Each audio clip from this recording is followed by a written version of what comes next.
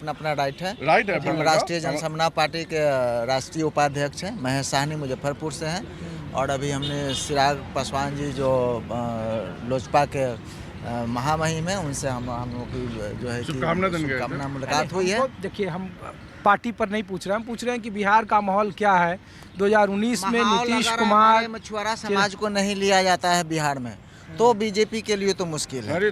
अब हम लोग जो है कि मछुआरा समाज का मुद्दा उठा रहे हैं, पशुपति जी कह रहे हैं पासवान समाज का दलित का टिकट काट दिया है। इसी उधर कोई ठाकुर समाज का कि ठाकुरों को काट दिया। चिराग पासवान जी से मिले हैं और हम लोग का कहना ये है कि हम लोग का तरजीह नहीं दिया जाता है। जो पासवान जी का तारू और साहनी जी का मछली का जो चिकना होता है ना, तो दोनों का मैचिंग होता है, तभी जाके दोनों का स्वाद बढ़ता है। तो इसीलिए हम लोग भैया से मिले हैं, चिराग पासवान जी से, कि हम लोग दोनों तारी का चिकना और मछली को एक साथ मिलके हम लोग बिहार में झंडा गाड़े। ठीक है, लोकसभा सीट है आपकी? हमारा वैशाली लोकसभा सीट है, लेकिन हमारे प्रदेश हमारे राष्ट्रीय अध्यक्ष जी हैं उपेंद्र सहनी जी सीतामढ़ी से। वैशाली में क्या होगा इस बार मुकाबला? वैशाली में भी हम लोग नुकसान करेंगे।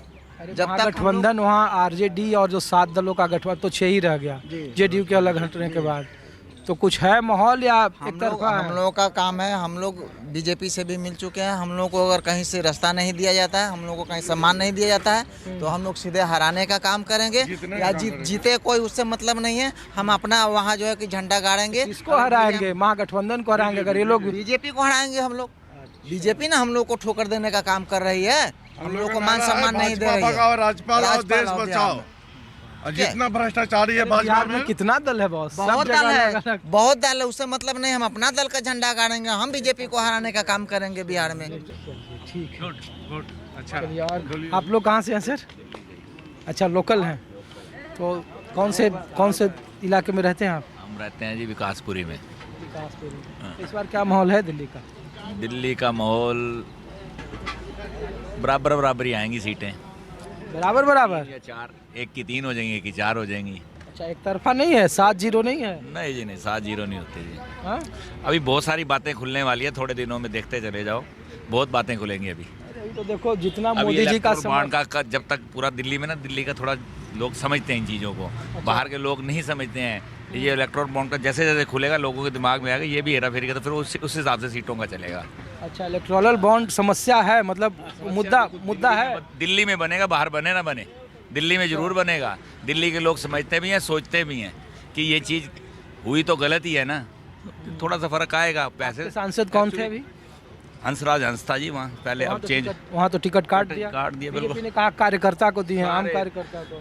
बीजेपी ने सबके काट दी, वो हर साल ही हर इलेक्शन में काट देती है। वो इसलिए काट देती है कि अब इसकी सारी कमियाँ दूसरा ओढ़ देंगे, पर्दा डाल देते हैं, अगला चलेगा। नवादा जिला में अभी लोकल ही कैंडिडेट के बेटा ही निकाल दिया ना, मक्खी की तरह चाचा को निकाला। पहले चाचा को लिया था, चिराग को मक्खी की तरह निकाल दिया। अब चिराग को ले लिया है, चाचा को निकाल दिया है। ये इलेक्शन हो जाए ना जब, वो चिराग को भी इस तरह खुड्डे लाइन लगा दे। बीजेपी तो दूसरी पार्टियों को वैसे ही खत्म कर देती है। ये 100% दिल्ली वाले लोग हैं ये बोल रहे हैं। नहीं ऐसा कोई बात नहीं है। करते यही है हर पार्टी के साथ। आज तक कोई पार्टी, चाहे अकाली दल बादल ले लो, कोई और पार्टियां ले लो, शिवसेना ले लो, प्रधानमंत्री जी चाहे बीजेपी के कोई भी नेता। अरे क्या बोल रहे हैं, सुने इनका बात, खाली बोल ही रहे हो। इन्होंने क्या बोला चिराग पासवान को पहले मक्खी जैसा निकाल दिया, अब चाचा को मक्खी जैसा निकाल दिया, चुनाव के बाद फिर चिराग पासवान को निकाल देगा। तो अपने आप स्वतंत्र है, स्टैंड है। चिराग पासवान जी हमारे नेता है जी, कोई स्वतंत्र नहीं, सबको मजबूरी है। चिराग पासवान स्टैंड रहता है ना, प्रधानमंत्री उनको आज बुला के। चिराग पासवान पलटी मार सकता था, और वो उधर अगर चला जाता ना राजा दोस्त के साथ, लालू की पार्टी के साथ, तो इनको बहुत नुकसान हो जाता बिहार में। इस वजह से उसने चिराग को पकड़ लिया। वो अगर चाचा को पकड़ता है ना, तो उसको बहुत नुकसान होता बीजेपी को वहाँ से, सच्चाई है। इसलिए उसने चिराग को पकड़ लिया। ये बोल रहे हैं कि इस बार 370 पार, 400 पार जी।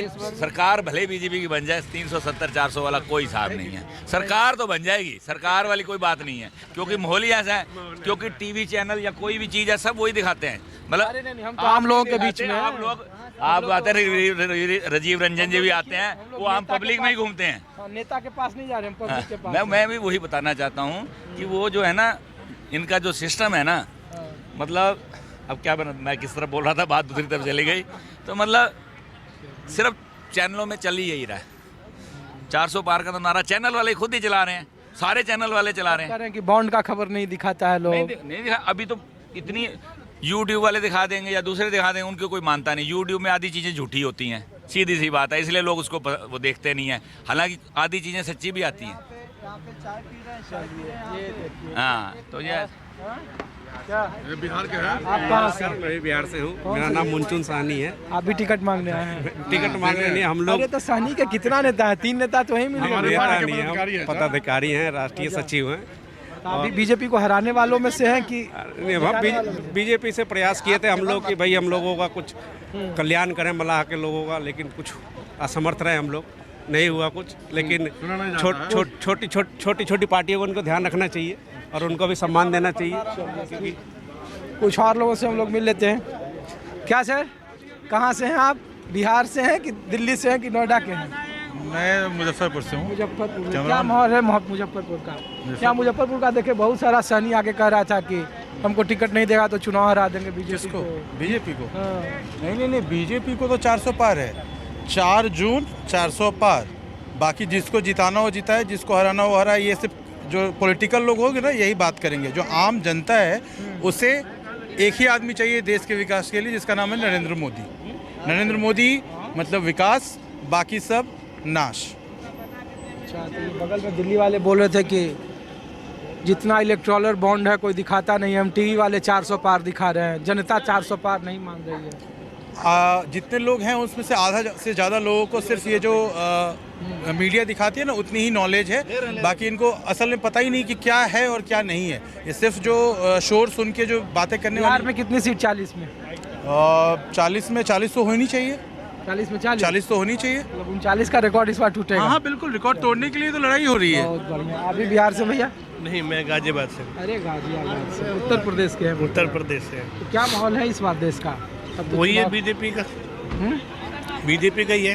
बीजेपी का? जी। अपने सांसद से कितना खुश हैं आप? बढ़िया है, खुश है जी।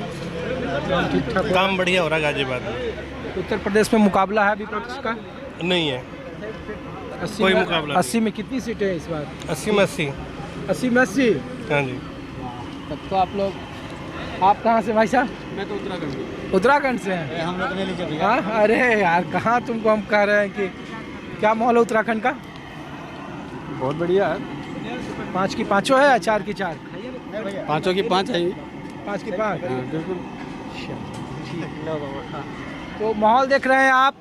लुटियन दिल्ली में अलग अलग राजनीतिक दलों के कार्यकर्ता, चूँकि टिकट बंटवारे का वक्त है, उम्मीदवारों के कुछ का ऐलान हो गया है, कुछ का ऐलान होना बाकी है, कुछ का गठबंधन हुआ है, कुछ गठबंधन की आस जो रहे हैं। गठबंधन होने के बाद कुछ राजनीतिक दल उस खेमे में जाएंगे, कुछ राजनीतिक दल इधर आएंगे, कुछ निर्दलीय बात करेंगे। छोटी छोटी पार्टियों का भी एक अपना आधार है। लेकिन बीजेपी बीते 10 साल के अपने ट्रैक रिकॉर्ड के आधार पर वोट मांग रही है और तीसरी बार देश में सरकार बनाने का दावा कर रही है, वो भी एक मजबूत आंकड़ों के साथ। इस बार 400 पार एनडीए, 370 पार भारतीय जनता पार्टी। लेकिन उनके मुकाबले इंडिया गठबंधन क्या इस बार वाकई में 545 विधान लोकसभा की सीटों में से इस बार विपक्ष का दर्जा होने लायक आंकड़ा जुटा पाती है? क्योंकि एक दल इस तरीके के दावा कर रहे हैं, दलीलें कितने बड़ी होंगी, चुनाव के मुद्दे क्या होंगे। ईवीएम पर जब सवाल पूछा गया चुनाव आयोग से तो उसने कहा कि हसरतें काफ़ी ज़्यादा है हमसे, वफा खुद करते हैं और खता हम पर डालते हैं। तो ईवीएम को लेकर इस तरीके की बातें हैं। चुनाव आयोग ने कई सारी बंदिशें दी है जो आचार संहिता का आधार होता है। उस आधार पर देश में 7 चरणों में चुनाव होने हैं। 4 जून 2024 एक महत्वपूर्ण तारीख है जब देश में किसकी बनेगी नई सरकार, इस बात का फैसला होगा। फिलहाल कुछ और जगहों से माहौल दिखाएंगे। आज अपने सहयोगी अविनाश राणा के साथ ऋषिकेश कुमार को दीजिए इजाज़त। आप देखते रहिए न्यूज़ 24। नमस्कार।